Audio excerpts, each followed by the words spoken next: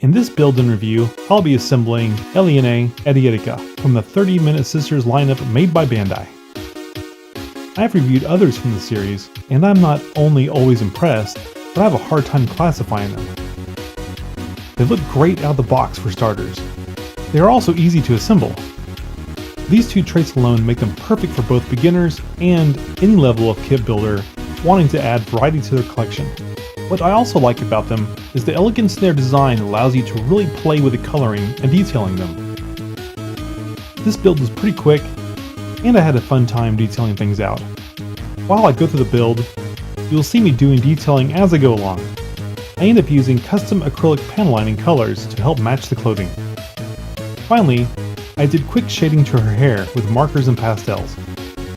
I appreciate everyone that is watching this build and review, and welcome you to like and subscribe if you want to be notified of my upcoming tutorials and builds. Timestamps and bookmarks are in the description, along with any links to reference videos I mentioned. Please leave any questions in the comments, and I'll be happy to answer them. Let's get started. 30 Minute Sister kits usually come in about the same box size. Nice attractive cover art with some good photos that represent what you're going to get. It even shows pictures of the hybrid you can make with other 30 Minute series kits. It looks like there are a lot of runners, but you'll see the kit is pretty manageable.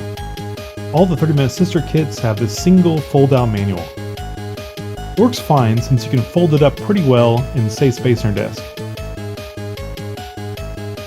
The runner bags generally don't batch things by step, so always unbag them all to start. It seems like a lot of runners and parts, but don't worry. Each step of these kits show exactly what runners they need, allowing you a chance to get your desk perfectly set up and organized.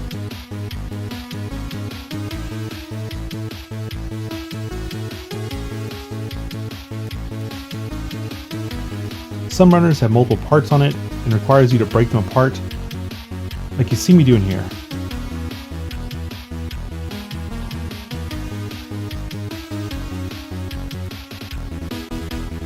The first step of the assembly is her hair and torso.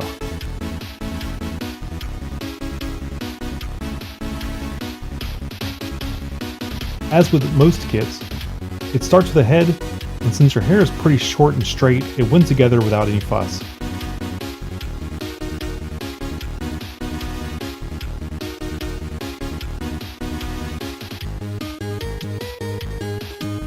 The faces and hair tend to have a noticeable mold line that's easy to take off with some 600 or even 1000 grit sandpaper.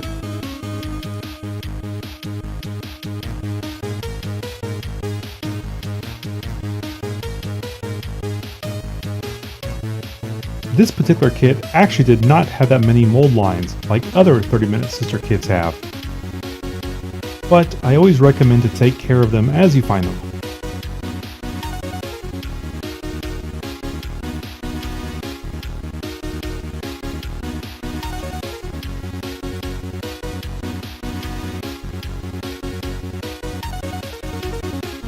There really weren't that many hair pieces here,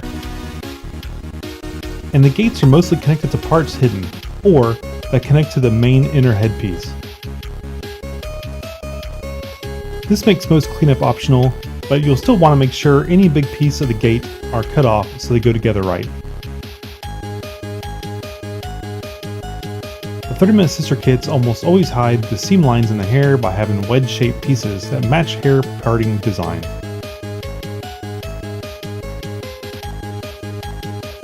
The upper body mechanism seemed a bit too complex for what they needed though. It has an inner pivot of sorts, and the shoulder blades were these ring devices.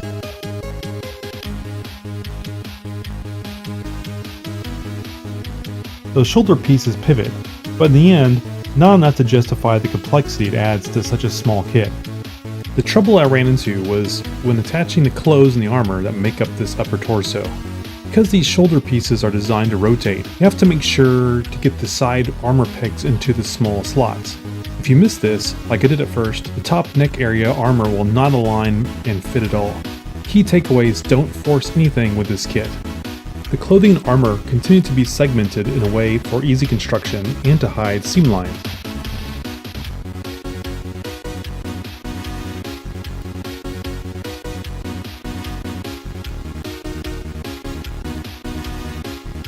Mold lines, like the front chest piece here, are the only things that really distract from the looks.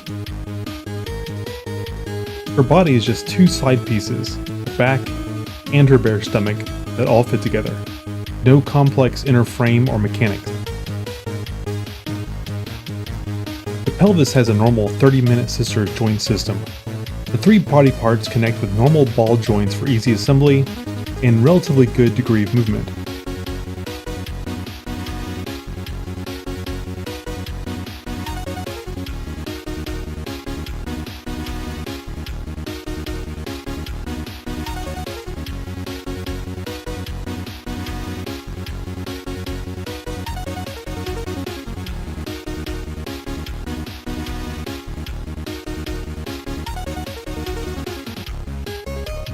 The arms are next, and since they are pretty symmetrical, they're easy to assemble.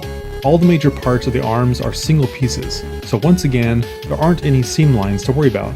Even the mold lines are minimal, so sanding on the gates were the only real work needed here. All the arm pieces fit together really smoothly without any issues.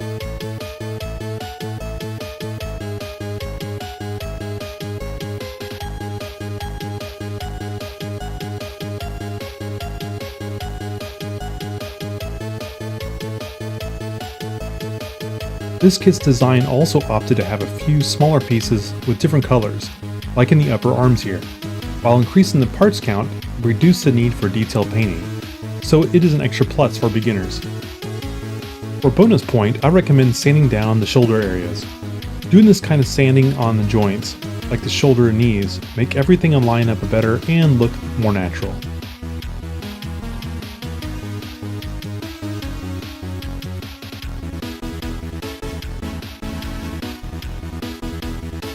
There are 4 pairs of hands and their own wrists, so prepare to spending a little bit of time cleaning these up.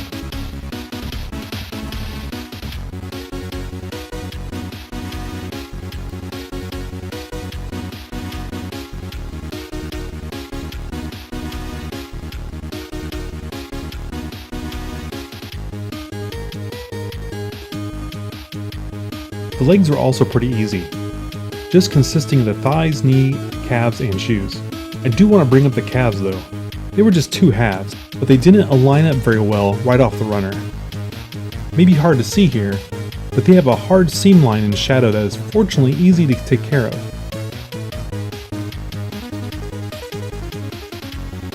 At a minimum, I recommend sanding the 2 halves down so they are even. The sanding is probably enough for everyone. However, you'll see later, I deal with it a bit more after the legs are together.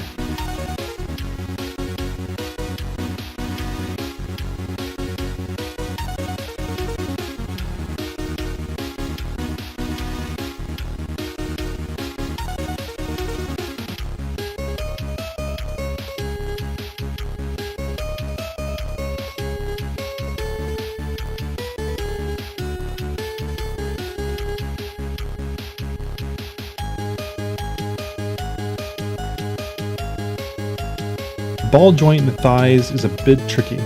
It's just a single piece with a ball that goes in it. I had a hard time pushing the ball into it, so I had to use some pliers to push it in.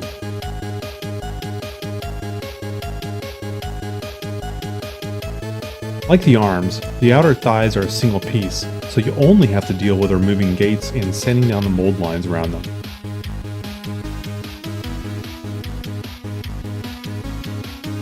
All the main pieces fit securely on, and it is a nice assembly.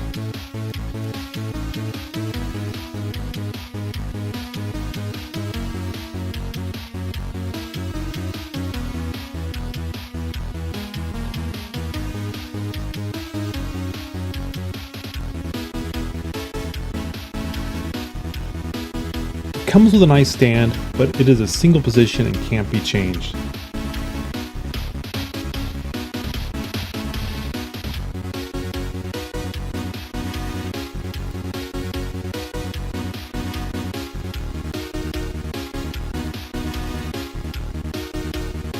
The wing pieces are all made of slightly transparent plastic and fit together really securely. They have a lot of joints allowing some really good posability.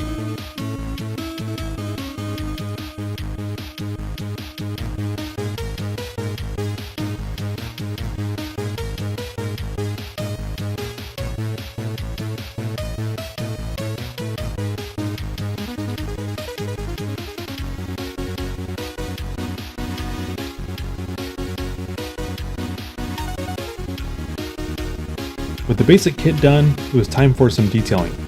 Since the kit was just either white or light blue, I wanted to give the panel lines a slight darker shade of those colors.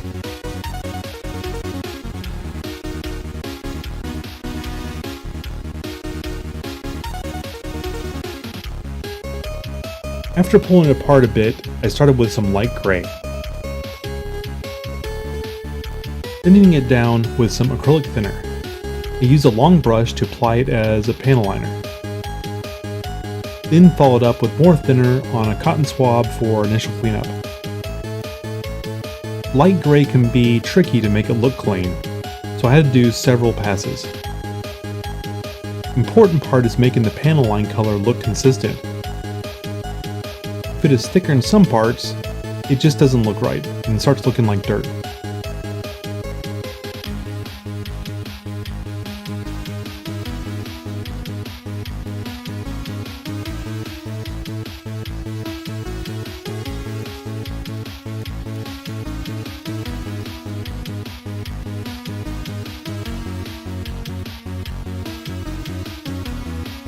For the legs, I used a light blue. I thinned it down and applied it in the same way. A long brush like this makes paneling very easy, so I recommend getting one.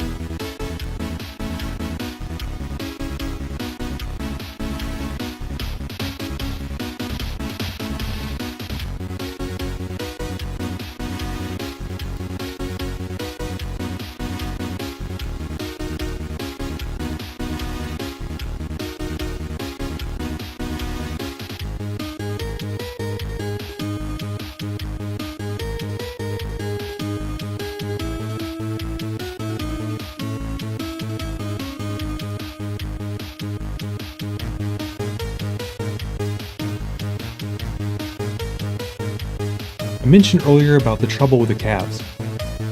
After assembly, the knee joints kept separating these parts, so I ended up gluing them together.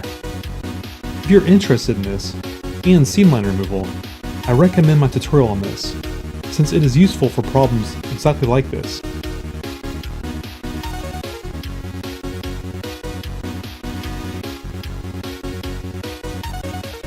With the hair, I went with the sponge technique using marker colors. Found an acrylic marker that was slightly darker than the hair color.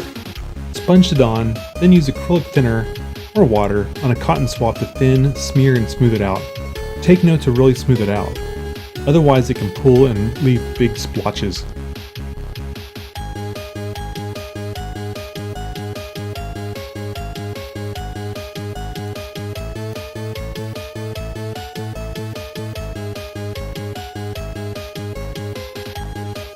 For the skin, I used the pastel techniques I've also discussed in a different tutorial, which are a must to know when detailing Girlpla kits.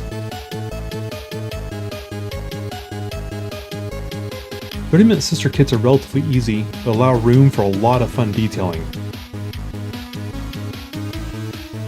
And with that, the kit was done. If you enjoyed this build, please don't forget to like and subscribe. It really helps the channel out a lot. And please come join me over on Twitch at Internetco Models. Have a great day!